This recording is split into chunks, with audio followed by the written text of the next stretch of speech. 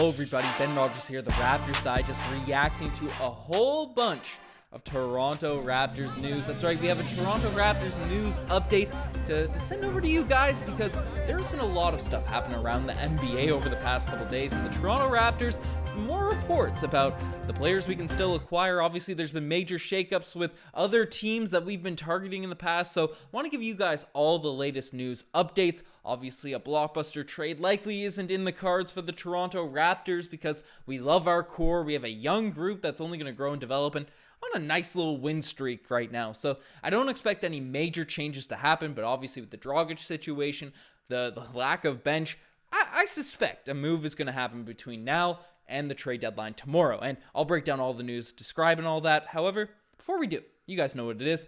Pickup basketball is back. Almost all of Canada is starting to open up from all the reports I'm seeing online, all the news. And we've been fortunate enough to partner with Javelin Sports, a Canadian-based application, Ontario-based. The founders went to Western. And you can download their application in the description as well as the pinned comment. And we've had a great time with using the application. Helps you guys find people to play pickup sports with. Right? Obviously, we're focused on the basketball side of things. You can play indoor soccer, volleyball, all that sort of stuff. Right? You can find friends to play with, find games that you can sort of just drop into, and you can also book the facilities straight from the application. I know a huge base of our Toronto Raptors fan base is in Ontario, and if you're from Burlington, if you've ever played at the Playground Global in Oshawa, Scarborough, in Brampton, in Burlington, Scarborough, all these facilities, you can book it and get $10 off. That's just a list of some of the facilities that are on the application. The Battle Arena, that's where we had our Raptors Digest open live session, our first one last night. Joshy Ice was out balling with the folks. I heard it was a lot of fun. So the open challenges, you want in on those there. Right, that was at the Battle Arena in Markham, the London Playground, the Playground East, the FH Sports Center, all of these places. You want to book out some basketball or volleyball, download the application. You get $10 off for a drop-in fee. That's essentially free. So definitely check out the application. It's Canadian-based. It's a really cool app. And honestly, helps us out about a bunch too. And you'll love it. So definitely check out the Javelin Sports app. But we have a lot of things to break down in this video. So let's get straight into it. And the first thing we're talking about is Goran Dragic to the Knicks. This is something that has been floated around a little bit in reports and NBA stuff. And I'll break down the report here. That's the trade machine. Man, gotta get these animations straight. There's a lot of them in this video. And coming from Chris Mannix, he came out and said that the New York Knicks could jump in the mix for Goran Dragic. Now, what could the Knicks want? They are bottoms of the Eastern Conference right now. I believe they're 12th. They're flirting with the Wizards. Yeah, the Wizards and the Knicks, they're 11th and 12th down there in the Eastern Conference. They're pretty far back of even the play-in tournament right now, and they signed some big contracts this offseason. Now, the name that was sort of thrown out in these reports that the Raptors could acquire a wing, right, that shoots some threes that could definitely provide some value off the bench. That's Evan Fournier, who notoriously trashed on the Toronto Raptors back in the day, I think 2014, 2015, so he doesn't have a great rep with us. But 14 points per game, 3 rebounds, 2 assists, 40% from the three-point line, some solid numbers, especially for a guy that we could potentially bring in and come off the bench. However, he signed a big contract over this offseason, so even though he's a solid player, even though he's a good three-point shooter, yada, yada, yada, we'd be essentially, the reason why we could acquire him for potentially a Goran Dragic trade is because of this horrific contract and because the New York Knicks suck and they don't want to be paying an Evan Fournier type guy over the next 4 seasons this much money if the team is going to be trash. Or maybe not trash, but if he's not providing a value that can make them better, right? So would this make sense for the Toronto Raptors? Personally, I don't think so. And Michael Grange came out and said that the Toronto Raptors weren't too high on this either once the reports came out because they don't see the contract. They don't want to have that much debt into a guy over the next 4 seasons, or I guess 3 after this one. Right? It doesn't really make sense for us to pick up. Even though we want a bench option, right? Fournier is probably not the guy we're going to get just based off his contract. But I know he's a guy that's been talked about a bunch by Toronto Raptors fans over the past day because a lot of these trade targets, they're looking like they're less available. And we're going to dive into a couple of them in this video as well. However, if the Knicks are interested in getting rid of some salary, getting rid of some guys. Nerlens Noel is a player I'd like to see from the New York Knicks, who I think could be gettable. They have Mitchell Robinson there on that squad. Maybe we throw in a little bit of draft capital, but he's a great defender. He's a 7-footer. I'd rather a wing sort of player that shoots threes and takes some load off of Fred VanVleet, Barnes, Trent, all those guys. I'd rather one of those guys. However, Nerlens Noel would be a solid pickup, especially for Goran Dragic or an Alec Burks, who I think would be a steal for the Toronto Raptors, but that might be a little bit more unlikely. So we'll see what ends up happening. I'm not sure if this is going to be a legitimate scenario with the New York Knicks, but obviously Dragic is our biggest trade piece, so if a team could potentially be showing interest in him, if it's getting reported, gotta at least talk about it. But the next discussion, the next thing we're diving into in this video is I gotta hit these animations right, but the Raptors are noted as a trade suitor for Harrison Barnes, and this one's an interesting scenario for the Sacramento Kings. We got a couple segments or a couple parts of chapters in this video regarding Sacramento Kings players, because we had this report come out earlier today, essentially from Michael Pena, that the Kings are finally aggressively, lots of leads in there, looking to move Harrison Barnes. The Raptors, with Dragic's expiring contract and some draft capital, would be really interesting trade partner. Now, I was ready to get stoked about this. I saw a lot of Raptors fans really juiced about this report coming out, and makes sense. You look at Harrison Barnes' stats. I know he's on a bigger contract as well, but 17 points per game, 6 rebounds, 2 assists, right? Solid defender, mobile, 40% from the three-point line. What's not to like about picking up Harrison Barnes? I might even throw in a first-round pick for that guy to come off our bench, be a valuable piece. And from the Pena report, it's like, okay, maybe that could happen. But then we had a report, sort of same tier. I didn't even have a graphic done up for it, but from Chris Mannix, in the aftermath of the Halliburton trade, the Kings have informed teams that they are not interested in future base offers for Harrison Barnes. They will only discuss packages that will return players that will help them win right away.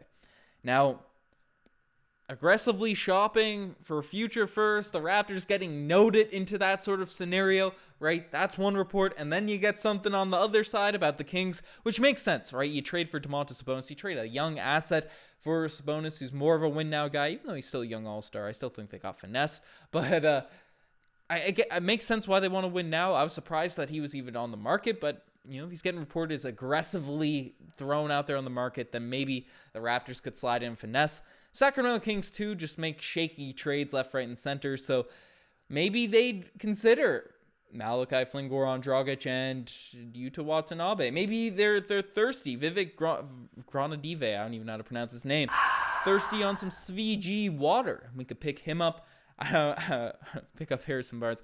Who really knows at this point? We did get essentially Delano Banter for Terrace Davis for them last season. We'll see what ends up coming into play. I'd like Harrison Barnes on this roster, but that second report makes it less likely than it was when I did up all these graphics. But the third thing we're talking about, the third thing that we're discussing in this video, is the Toronto are still betting favorites for Myles Turner. Now, I'm not big into the betting. I don't really know that too much about it. I don't know what the plus, minus, odds, all that stuff works. But obviously, Joshy Ice is our betting man on this podcast. And if he were to bet, if you guys were out here doing those parlays, if Myles Turner were to be traded, the Raptors are considered Vegas favorites to land Myles Turner. So, we're not out of the running. We're not out of the mix. A couple days ago, we heard reports that the Toronto Raptors were willing to offer a first-round pick, or were in discussions to offer a first-round pick and Goran Dragic to the Indiana Pacers. We have the expectations that they're going to bottom out, but then the Woj bomb hits yesterday. Following that Domantas Sabonis trade, that Myles Turner is excited to play with Tyrese Halliburton. He loves the idea of potentially playing that situation, but I want to, people are saying that means he's completely written off from being traded. It doesn't matter what Myles Turner wants. It matters that the Indiana Pacers want a tank. Now, it makes sense that they'd want to maybe see how Myles Turner looks as the number one center option, check all that stuff out. And I definitely agree. It makes it less likely that he will be traded, but he wanted out just a couple days ago, throwing some shade at the Indiana Pacers on TikTok. I don't think it's for sure he's not getting moved, and the Pacers have been known to potentially make other deals happen. So we'll see. We'll see what ends up coming of Myles Turner. I'd like for him to fit, especially if it's for a deal centered around Goran Dragic. But I don't know. Lots of Goran Dragic scenarios out there on the market. But let's dive into the next scenario, the next trade update. And this one is also pretty interesting, and it's the Toronto Raptors interested in Richaun Holmes. This came out following the Domantas Sabonis deal, and this one makes a lot of sense following that trade, right? Because the Indiana Pacers didn't really work that well with two big centers there. Sabonis eats up a bunch of the paint,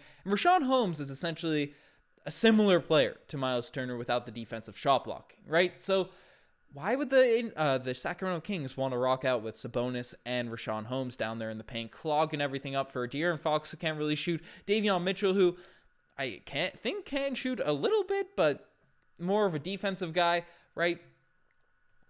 I can see them moving away from Richaun Holmes. We also saw some other reports come out saying that the Sacramento Kings are not done making deals. Expect more moves to be made as they try to make their push for the play-in, and I think they'd be more willing and more liberally to let go of a Richaun Holmes at this point rather than Harrison Barnes, who sort of fits a team need at this point. And if they're trying to win now, I think for Richaun Holmes, just given the fact that he'd be cluttering the paint, it might be a little bit of a mess of all those guys out there, they'd be more willing to accept a future offer that the Raptors could offer in Goran Dragic and some draft capital to bring him in. Now, I know a lot of Raptors fans aren't too high on Richaun Holmes at this point, and I don't know. I'm obviously big on the Precious propaganda. I'll keep propagandizing the podcast and all that sort of stuff.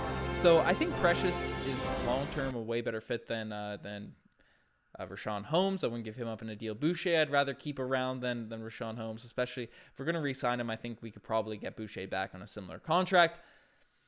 I don't know. Some people are still big on getting a big center, and he's not even that tall. He's only 6'8", but he's definitely a bigger guy than most of our bigs. So who really knows? Could be an interesting fit. I know people were high on him a few weeks ago when we were breaking that down. But the final topic of discussion in this podcast is a sad one. We're ending off on a little sad note. The Raptors Jakob Poeltl trade update, because I've made it known Jakob Poeltl's the guy I want, the guy I want to get, the guy I want to trade for. But apparently reports have come out that, I'll let it sound out here.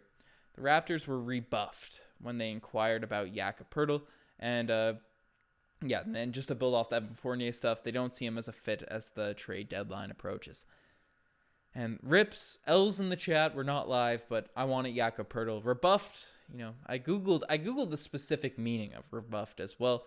I'm trying to learn some new words, reading a bunch, but I never had the full solidified. But essentially, the definition is reject someone or something in an abrupt and ungracious manner. So there's one guy we could probably write off the table in terms of acquiring. Maybe the Raptors lowballed and we can finesse later on. It's probably Jakob Poeltl, and he's the guy I want. I think he'd be a perfect fit with this team, but we can probably write him off as a guy we're not going to acquire. But that's unfortunate, but there's still lots of stuff that could be happening, lots of things moving, things changing by the minutes. There could be some updates occurring while I've been recording this pod, and then it's outdated and stuff. But that's what comes with the trade deadline. But you guys are the best for making this far. Tonight, we'll be doing our giveaway. For this Raptors Digest hoodie. We had Khalil, another Khalil, come in and try to claim the hoodie from the first giveaway, or the first raffle we did. We've been doing them on all the live streams, but unfortunately it was the wrong Khalil. We had fake Khalils coming in. I guess everyone's a real person, whatever, but not the Khalil that won. I gotta respond to that email now, but unfortunate stuff, but fortunate for you guys, because if you're subscribed to the channel, you can get that hoodie. And I heard downloading the Javelin Sports app gets you a little bit of extra luck. So that's the update. Probably more stuff coming in the coming hours. We'll have our live watch-alongs and post-game reactions tonight. But you guys are the best for making this far. Check out the Instagram, the TikTok, the Twitter, all that cool stuff. TikTok's been popping as well. So anyways, enough of me rambling. I'm signing off. Cheers.